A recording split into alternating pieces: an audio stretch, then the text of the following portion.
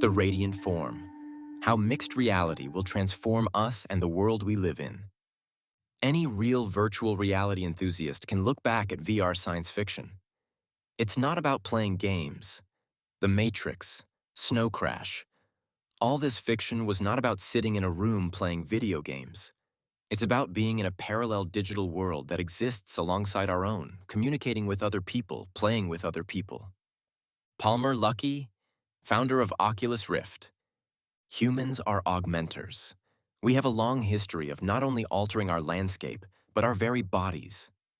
Given our ancestral past and our evolutionary need to adapt to changing environments, we have fashioned clothes for climate protection, disfigured our flesh, and built a kaleidoscope of tools to better navigate our Darwinian sojourn here on terra firma. We are naked apes no longer, and perhaps never were once we branched out from our predecessors. In one very real sense, and echoing the deep insights of Buddha, we are fractured creatures in a cosmos that is filled with unimaginable suffering. In order to survive this requisite deathmatch, our brains developed a sophisticated buffering system that shields us from becoming too aware of our existential plight. Natural selection is not only blind, but it has also blinded us from too much data lest we smother ourselves from informational overload.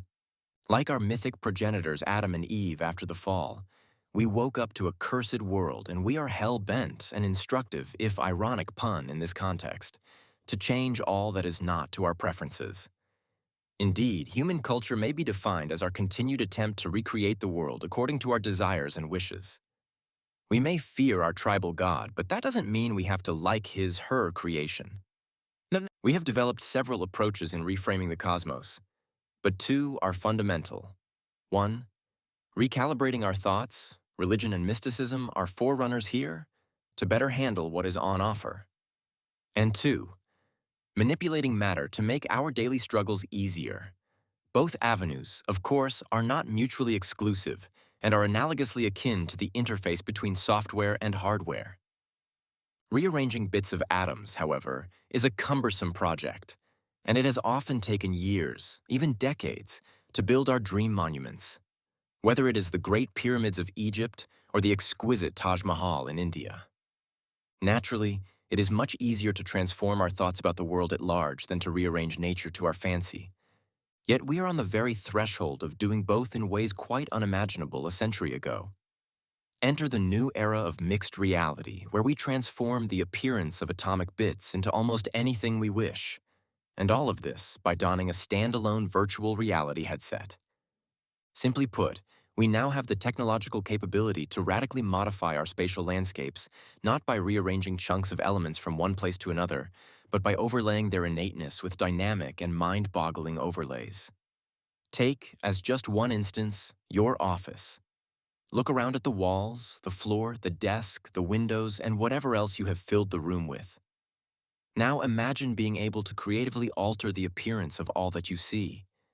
The walls turn from white to an exploration of the Milky Way, the wooden floor changes into a blue ocean, the windows transform into portals of ever-changing impressionist artwork, and your desk becomes a Star Trek-like command module.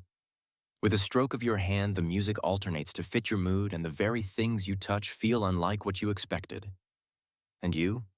You seamlessly assume an alien body such as Klaatu or your favorite animal such as a giraffe, a panoply of avataric possibilities. To be sure, your office material has not commutated one atomic bit, but its entire display and what you see and hear, and yes, even touch, has undergone a magical metamorphosis. Our imagination can now redraw the contours of our world, and do so at the click of button or with a wave of our augmented hands.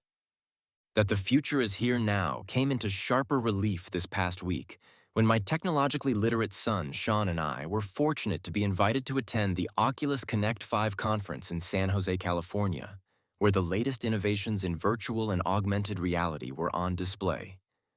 The conference is primarily geared for VR developers and thus has a number of very technical workshops on game and film development.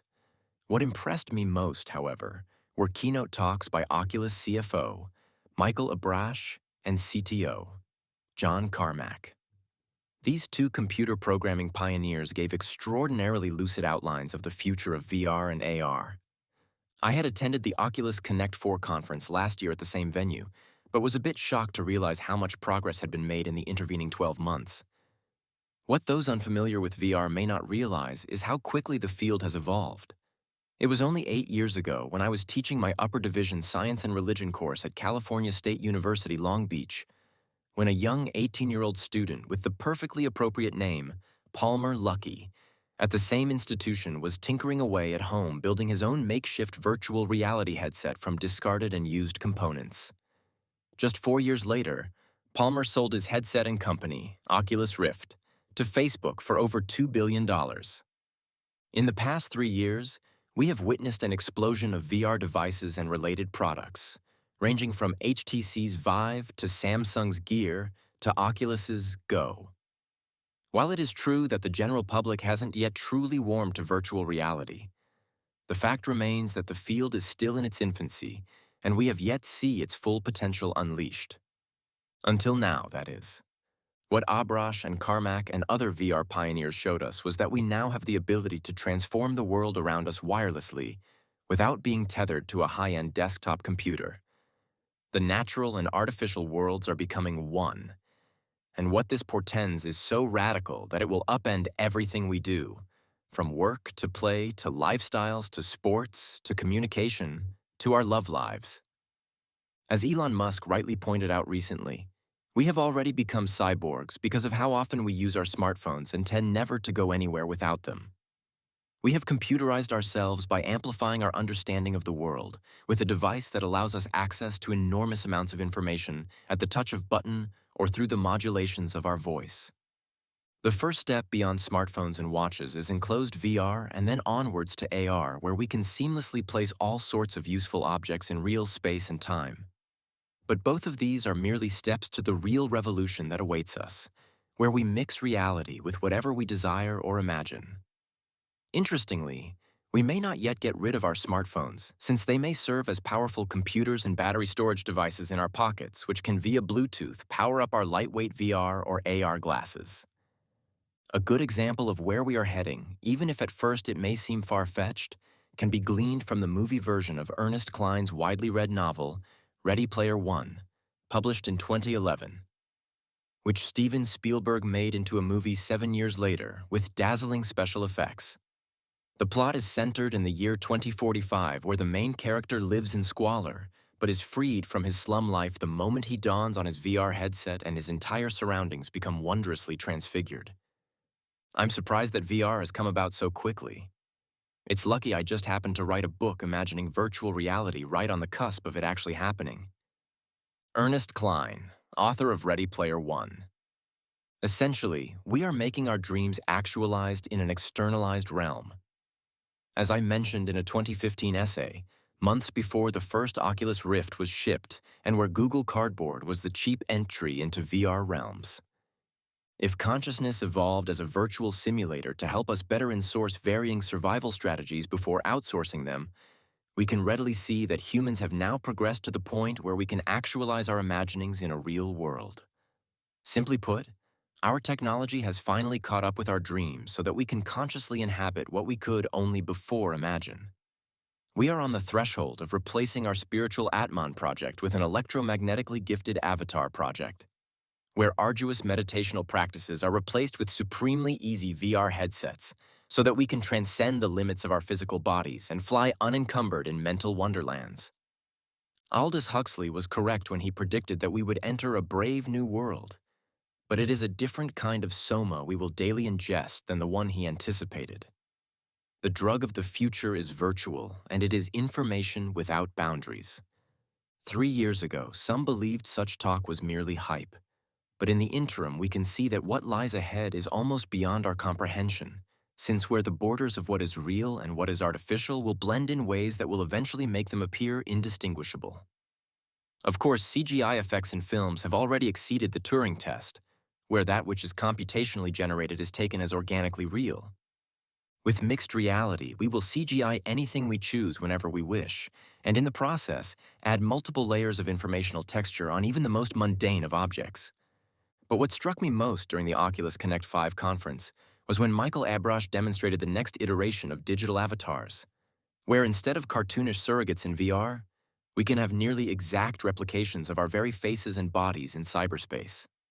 Thus, instead of 2D FaceTime on a cellular gadget, we can in virtual reality have full incarnations that look and sound just like us, with each mouth, eye, and hand gesture mimicking whatever we do in our own private homes, even if we are separated from our friends or family thousands of miles away. We will be present, even when we are not there. The most remarkable feature of great VR is that one feels a sense of presence when other disembodied avatars appear and join you in Echo Arena or Unspoken, or just hanging out in your own self-generated VR living room. It is both a spooky and an uncanny feeling. This neurological trickery, convincing us that an image is real or an effect is a cause, is what makes VR magical. But when the virtual can overlay the real world, as in mixed, then we have crossed over into a completely new experience. We are on the threshold of an informational singularity, which can be likened to a black hole where all we can know now is at the event horizon, but not what is beyond. Although it is still in a very rudimentary stage, my son Sean got a partial glimpse into mixed reality when at the conference he tried out the Void, which is advertised by the company that operates them around the country as a full sensory immersive experience, with you, your friends, and family walking around inside the action. It's location-based entertainment. That means you visit one of our locations, and you walk into real-time hyper-reality that combines interactive sets, real-time effects, and amazing technology. Sean, who has been at the forefront of VR gaming since its inception, he has won a number of competitions around North America, told me that mixed reality, though still in its infancy, was quite mind-blowing and is clearly where our technological interactions is heading towards. As for myself, I got the chance to beta test the forthcoming Oculus Quest standalone headset that allows for 6 degrees of freedom, motion tracking, and the ability to use it anywhere and anytime. Zuckerberg announced that the commercial product would be released in spring of 2019. I was taken to a scaled-down version of a tennis court and was allowed to move around as if playing a real game. As I donned the headset on, I was transported into an animated arena and I immediately felt that I was somewhere else, and as I played against my opponent, manifested as a cartoon figure reminiscent of a character from the old Wii sports game, I reacted as if in the real world, despite it being merely a sophisticated computational simulation being produced by the VR headset I was wearing. After the trial, I was wonderstruck thinking about how much life will change in the years to come, especially in the way we relate to each other since distance and presence can be greatly augmented. It is one thing to hear the voice of your brother 8,000 miles away or FaceTime in 2D, but quite another when that same family member can teleport his fully formed avatar into your living room and interact with you. Now add enhanced haptics, where one can truly feel their environment and interact with it purely through touch, pushing, pulling, and grabbing with no buttons or touchpads required. And the simulated environment comes alive. There is another angle that is important to remember here. The very best VR headset in the known universe is our own 3 pounds of glorious meat, our brains. We don't see exterior reality as it actually is in some ultimate Kantian sense, but rather as our bodily mechanisms filter selected incoming data streams and then recreate temporary models about what is surrounding us. We are, in sum, already living in a virtual reality since all that we experience is done through a channeled medium that conceals much more than it reveals.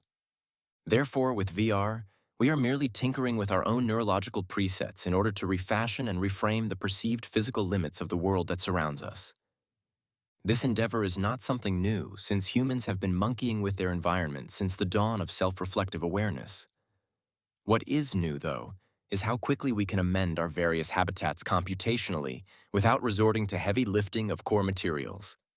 The information age is indeed exponentially progressive. The implications of mixed reality are staggering, and all sorts of best and worst case scenarios come to mind that will have either delightful or disastrous consequences, particularly when such is directly connected to artificial intelligence. In terms of education, my own field of interest, I can readily see how VR, AR, MR will dramatically change instruction. Instead of lecture halls with professors droning on for hours on end, The student can have his or her own Socrates, Aristotle, Einstein, or Niels Bohr in avataric garb, and interact as if such luminaries were actually present. Couple these digital geniuses with access to the World Wide Web of information, and one can learn like never before and at each person's own learning gradient. Even in religion, it won't be very difficult to have one's chosen Istadevata summoned on command. Whether it is Jesus, Nanak, Buddha, Mahavira, or one's own personal guru. Meditational practices can be greatly enhanced with direct avatar guidance, where one-on-one exchanges will become commonplace. The radiant form of those we love and adore will manifest accordingly, and we too will assume illuminated garments of our own choosing. All of this, I know, may seem like techno-hyperbole in our overwrought age of all things digital. But if we look back over the past several decades, we can readily see why this is not the case. For instance, envision going back to the Space Center in Houston in 1969 for the NASA moon landing, and showing those operating the vast computer network your iPhone X and what it can do. How would they react, especially when you show off its size as 6.20 x 3.05 x 0.30 inches and that it weighs less than 8 ounces? As zmescience.com points out, your smartphone is millions of times more powerful than all of NASA's combined computing in 1969. What we take for granted today would seem inconceivable 49 years ago. If you have perfect virtual reality eventually, where you'll be able to simulate everything that a human can experience or imagine experiencing, it's hard to imagine where you go from there. Palmer Luckey. I recall when I was 11 years ago going to see the James Bond movie, You Only Live Twice, with my childhood friend Scott Robbins. It was an early 11:45 a.m. showing at the famous Grauman's Chinese Theater, and we enjoyed ourselves immensely.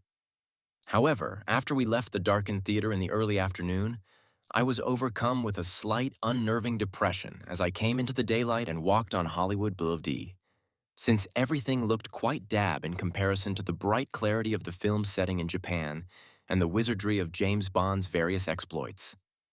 This melancholy feeling was similar, but even stronger, when I would visit Disneyland with my family only to have to leave the Magic Kingdom at night and enter back into the real world through the bleak parking lot that adjoined the amusement park. I think many of us get these somber feelings whenever we experience something that we really enjoy, but which is temporary, and which after a set duration thrusts us back, all too soon, to the ordinariness of day-to-day existence. Perhaps this is why having the freedom and the control to remake our worlds is so appealing.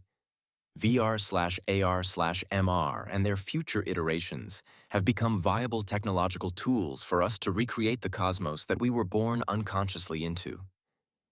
As Nietzsche indicated, when we are liberated from the shackles of a prescribed God and a preordained mode of existence, we are free to choose our own meanings, our own values, and our own lives. In sum, we now have the technology to recast what before was immovable and too often intolerable. We came into the world and didn't like what we saw, and for eons tried to accommodate ourselves to these strange surroundings.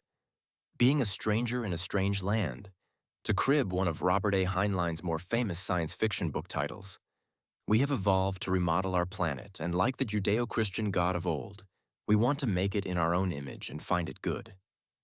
Instead of one given universe, we wish to live in metaverse, where that which is virtual and that which is augmented can intersect with our natural environs, and where we live and who we are can be made infinitely elastic so that the only borders are the limits of our imagination and how far it will take us into the new frontier of our digital wonderland. What the computer and virtual reality enables us to do is to recalibrate ourselves so that we can start seeing those pieces of information that are invisible to us but have become important for us to understand. Douglas Adams.